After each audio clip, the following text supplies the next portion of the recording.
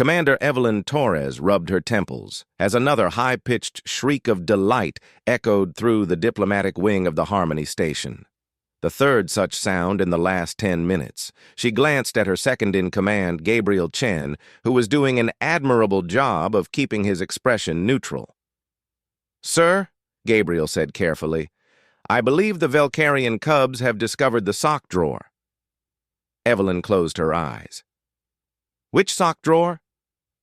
"All of them." The Harmony Station had been humanity's crowning achievement in interspecies diplomacy, a massive orbital platform where dozens of alien species could meet, negotiate, and coexist. For 3 years, it had functioned flawlessly. Then the Velcarians arrived. The Velcarians were a formidable species, 8 feet tall, covered in silvery fur, with retractable claws and a reputation as the fiercest warriors in their quadrant. When they'd requested to join the coalition, every species had welcomed them nervously. What nobody had anticipated was that they'd bring their cubs. Evelyn stood and straightened her uniform. "Show me." Gabriel led her down the corridor, and the source of the chaos became immediately apparent. 3 Velcarian cubs, each roughly the size of a large dog, were wearing what appeared to be multiple pairs of human athletic socks on all 4 paws. They were taking running starts and sliding down the polished corridor floors with expressions of pure, unbridled joy. "Whee!" shrieked the smallest one, a cub named Crixala, as she slid past 2 bewildered Centauri diplomats. Ambassador Velkoth, the Velcarian representative, stood to the side with his arms crossed. Despite his intimidating appearance, there was an unmistakable look of parental exhaustion in his eyes.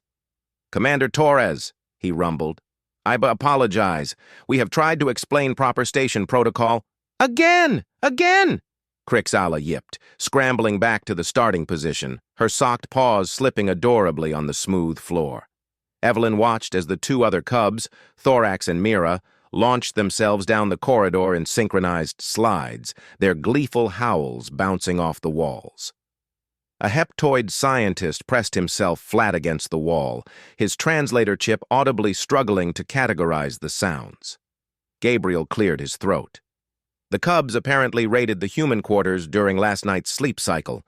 They found our athletic socks and discovered that when worn on their paws, the synthetic material creates minimal friction against the station's polymer floors.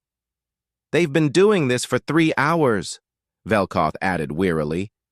"Nothing stops them. Not commands. Not reasoning. Not even treats." Evelyn studied the cubs.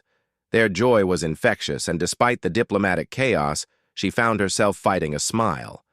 This was so human, or perhaps so universal. The discovery of something simple and fun, the irresistible urge to repeat it endlessly. "Commander," Gabriel said quietly, "the Zythian delegation has filed a formal complaint. They say the noise disrupts their meditation cycles." Of course they had. The Zythians filed complaints about everything. Evelyn made a decision. "Gabriel, summon an all-hands meeting. Every species representative. Conference room 7. 1 hour." "Sir, we're going to solve this the human way." 1 hour later, the conference room was packed. Velkoth stood stiffly at one end, his cubs miraculously contained, for now, in a holding pen that Evelyn suspected wouldn't hold them for long. Representatives from 17 species filled the tiered seating, muttering in various languages and frequencies. Evelyn stood at the center. "Thank you all for coming. We have a situation with the Velcarian cubs." "They are a menace," squeaked the Zythian representative. "Uncivilized. Chaotic." Velkoth's fur bristled, but Evelyn raised a hand. "They're children. They discovered something fun. Sliding in socks is a human tradition, too. Our young do it constantly. The question isn't how to stop them, it's how to accommodate them." Confused murmurs rippled through the room. Gabriel activated the holographic display. "Commander Torres is proposing we designate specific corridors and time slots for recreational sliding. We install padding on the walls, implement safety protocols, and turn this from a problem into a station feature. Ridiculous, the Zithian protested, but a deep, resonant voice cut through the noise.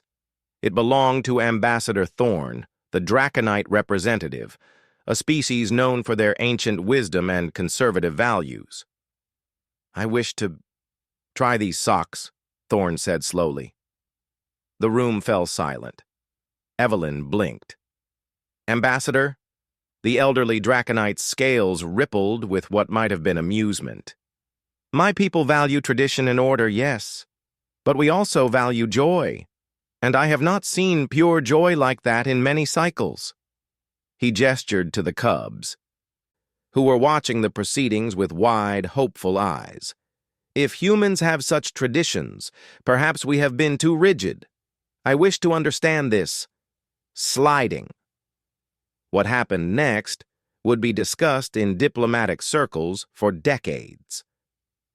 Gabriel, never one to miss an opportunity, produced several pairs of extra-large socks. Within minutes, Ambassador Thorn was carefully fitting them over his taloned feet. Then, with a dignity that only a being of his age could possess, he took a running start down the test corridor Evelyn had quietly designated. The slide was majestic. The surprised roar of delight was even better. One by one, other ambassadors joined. The Centauri delegates discovered that their tentacles created interesting spin effects. The heptoid scientist calculated the optimal sock-to-mass ratio for maximum velocity. Even the Xethian representative, after much grumbling, admitted that perhaps scheduled sliding periods during non-meditation hours would be acceptable. Crixala and her siblings were finally released from their pen. They slid alongside Ambassador Thorn, teaching him their techniques, sharing their joy across species barriers in a way no treaty ever could. Evelyn stood beside Gabriel, watching the chaos unfold with satisfaction.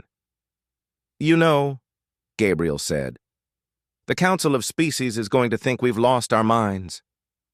"Maybe," Evelyn agreed. "Or maybe they'll realize what humans have known all along, that play isn't childish. It's essential.